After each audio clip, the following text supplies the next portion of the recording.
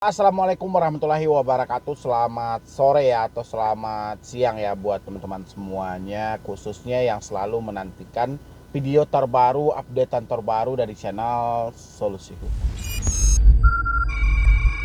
Terima kasih ya buat teman-teman semuanya yang selalu mensupport, mendukung tentang channel Solusi Hutang. Saya ucapkan ribuan terima kasih buat Anda semuanya karena dukungan dan supportan Anda alhamdulillah menjadikan channel ini terus berkembang dan terus berkembang lagi sampai detik ini.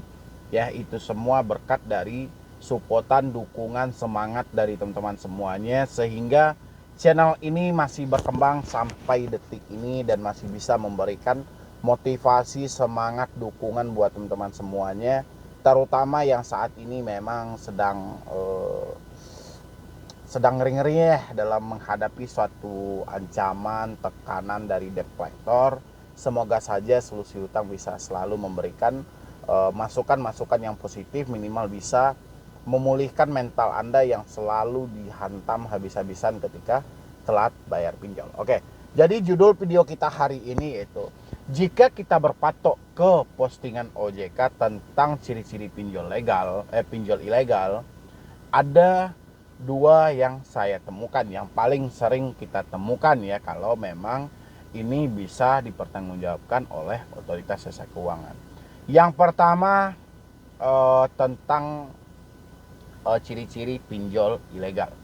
Tapi ketika kita cerna belakangan ini justru terang-terangan dan banyak dilakukan oleh pinjol legal. Dan kita mau bahas ini, ada dua hal yang kita bisa menyampaikan bahwa pinjol legal itu adalah ilegal berdasarkan informasi dari otoritas jasa keuangan juga. Ada dua hal yang saya temukan dari postingan OJK tentang pinjol legal. Sebenarnya ini bukan hari ini aja saya membahas ini, tapi di koleksi video saya ini sering saya bahas. Iya ya, jadi kurang lebih seperti itu. Jadi penerapan bunga dan penagihan yang tidak beretika itu sebenarnya mengarahnya ke pinjol ilegal gitu loh. Tapi kenapa ketika di-report, diadukan ke otoritas jasa keuangan, malah otoritas jasa keuangan itu tidak menanggapi.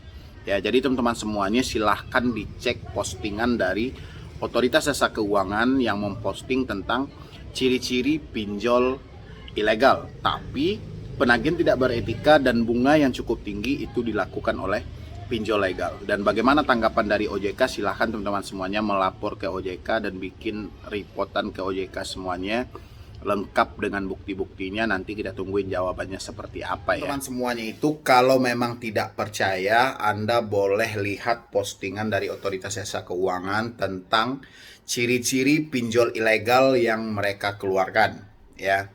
Tapi saat ini ketika banyak orang yang gagal di pinjol legal, malah pengaduan mereka tidak dianggap ya. Dan banyak dari debitur yang menemukan tentang penerapan bunga yang cukup tinggi, penagihan tidak beretika, bahkan juga banyak kasus-kasus penipuan ya, kayak dibilang oleh OJK phishing ataupun apa gitu ya. Jadi ini semua tidak ditanggapi gitu loh. Makanya saya penasaran ketika banyak orang yang mengadu ke OJK, nanti seperti apa sih jawaban dari OJK tentang hal-hal seperti ini gitu loh. Jadi makanya saya suruh Anda semuanya masuk itu ke Instagram OJK. Anda cari postingan OJK sekitaran bulan Juni atau Juli ya, bulan Juni atau Juli, tentang ciri-ciri pinjol ilegal yang disampaikan. Dan sekarang itu kan banyak itu yang melaporkan bahwa dia terjebak di kayak EasyCash, ada Kami, Aku Laku, dan banyak lagi pinjol-pinjol legal lainnya yang menerapkan bunga yang cukup fantastis ya, sehingga membuat kita nggak mampu bayar dengan bunganya yang lebih dari 100%, ya cairnya 1 juta, yang kita terima 700, nantinya kita malah bayarnya sampai 2 juta gitu. Itu kan sudah lebih dari 100% kalau dihitung nominal uang yang Anda terima. Makanya semuanya itu coba masuknya ke OJK, bukan masuk ke saya. Jadi kalau masuk ke saya itu saya juga penasaran kayak mana tanggapan dan jawaban dari OJK untuk mempertanggungjawabkan dari postingan dia yang telah mengeluarkan tentang ciri-ciri pinjol. Salah satunya ilegal. Seperti ini nih, ini datang dari pengaduan KTA Kilat, diancam, ini dari Muhammad Indra. Maaf bang mengganggu, kita cuma telat 10 hari tapi malah seperti itu ancamannya Bang. Pencairan dari KTA Kilat cuman dapat 600.000, tapi penagihannya itu gimana ya Bang? Itu nomor HP-nya beda, tapi orangnya sama namanya Bang. Makasih Bang sebelumnya gitu ya. Jadi di sini makanya saya bilangin itu, OJK mengeluarkan satu postingan tentang penagihan tidak beretika. Ya, dan sekarang banyak orang-orang melaporkan tentang pinjol legal. Gimana tanggapannya? Ini yang saya penasaran gitu loh. Jangan OJK hanya bisa mengeluarkan satu postingan atau apa namanya ini? Satu komitmen ya, atau tapi tidak dapat. Ini ada lagi yang selamat pagi Bang, maaf mengganggu, nama Aldi Satya Jakarta Timur, saya korban penipuan. Ceritanya begini Bang, ada yang telepon di WhatsApp saya atas Bank BNI. Terus disuruh download aplikasi EasyCash, saya ikutin arahan Bank BNI tersebut, nggak sadar kepikir, kembali tahu-taunya saya kena penipuan. Cek lagi transaksi di aplikasi Cash, ada tagihan dana yang sudah masuk ke rekening BNI tanggal 17 Oktober 2021. Saya diamkan aja, pas tanggal 21 Oktober 2021 ada telepon WhatsApp saya mengaku atas nama manajer EasyCash. Saya jelaskan klarifikasi data, saya tanya pihak manajer EasyCash. Jadi 1211494210 BNI. Siapa namanya disebutkan oleh pihak manajer EasyCash adalah Ari Yusuf Suryana. Saya jawab tidak mengenal orang tersebut. Kalau double data transaksi nggak sembarangan asal mencairkan begitu aja. Saya berhak sebagai konsumen tidak merasa kenal orang tersebut dan tidak masuk rekening saya yang BCA. Solusinya gimana Bang? Apakah kedepannya data saya diperbankan dan di leasing seluruh Indonesia, data saya di blacklist pihak EasyCash gara-gara saya tidak membayar? Oke. Jadi sebenarnya di sini posisinya kan untuk Aldi Satya ini, Anda kan posisinya korban, dan lagian ketika Anda berbicara dengan orang yang mengaku atas nama manajer EasyCash, itu kan sudah jelas pengiriman bukan terjadi ke rekening Anda. Sementara Anda mempunyai rekening BCA, Anda sudah cek juga tidak ada.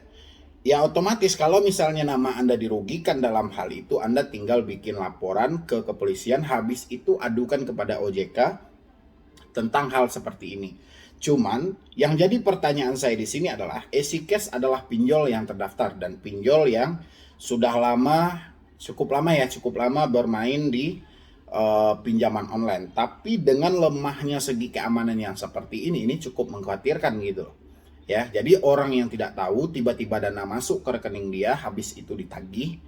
Ini kan cukup membingungkan. Giliran saya pun berada di posisi Anda, saya juga mungkin tidak akan mau membayar karena saya jelas tidak menerima uang itu gitu loh. Ya, jadi alangkah baiknya bawa semua bukti ini ke kepolisian, setelah itu masuk ke ruang pengaduan dari OJK dan laporkan soal EasyCash. Karena ini sudah cukup banyak ya, berarti segi keamanan dari EasyCash cukup lemah sehingga begitu gampang untuk dibobol bahkan dengan orang yang tidak jelas. Dan ini lagi ada juga debt collector CC datang ke kantor tempat bekerja. Assalamualaikum Bang Medi, saya subscriber Bang, izin bertanya dan minta solusinya Bang. Ada debt collector kartu kredit yang hubungi saya dan meminta pembayaran, lalu saya berkata saya sedang tidak ada uang. Lalu beberapa hari kemudian si debt collector datang ke kantor saya tanpa sepengetahuan saya. Pertanyaan saya Bang Medi, apakah SOP dari debt collector diperbolehkan mendatangi kantor tempat bekerja untuk menagih? Lalu bagaimana solusinya Bang?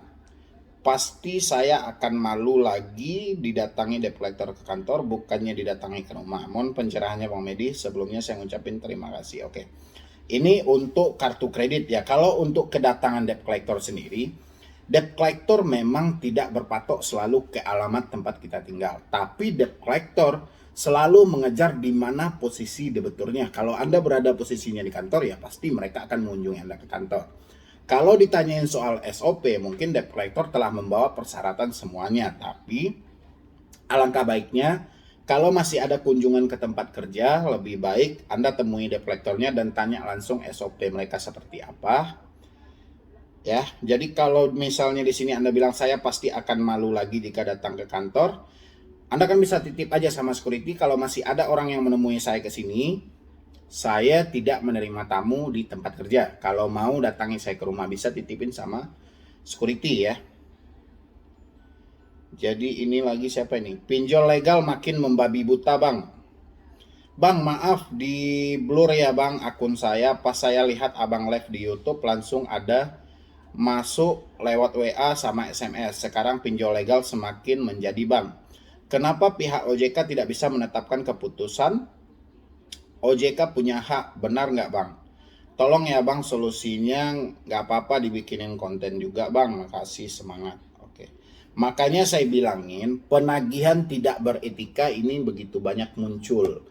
Jadi kalau kita lihat di postingan OJK di sekitaran bulan Juni itu, ini banyaknya saat ini ciri-ciri pinjol ilegal yang disampaikan oleh OJK terjadinya di pinjol legal. Makanya saya suruh sama teman-teman semuanya coba pertanyakan soal ini kepada OJK. Kapan perlu Anda screenshot postingan OJK yang ada di Instagram mereka, habis itu kirimin. Dan habis itu gandingin dengan data yang Anda jumpai. Ya, nanti apapun jawabannya Anda kirim kepada saya via DM ataupun via email. Ya, mungkin dari saya cuma itu aja.